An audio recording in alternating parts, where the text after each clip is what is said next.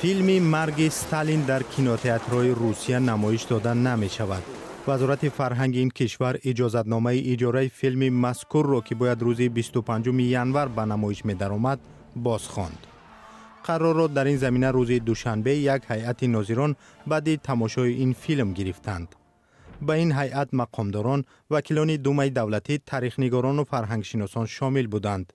یکی از آنها نادژدا عثمانووا میگوید خوشحال است که دایره وسیع تماشابینان فیلم مذکور را نمی‌بینند. آن مردم ما را تحقیر می‌کند.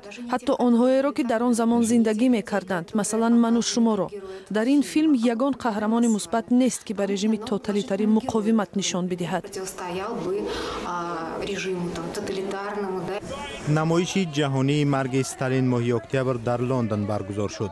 آن را کارگردان بریتانیایی ارماندو ایانوچی از روی اثر هجونگاران فرانسوی فابین نوری و تری رابین فیلم برداری کرده است.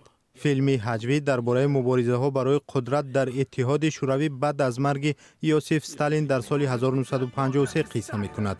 در این فیلم استیو بوشمی، جیسون آیزکس و اولگا کوریلنکو نقش آفریدند.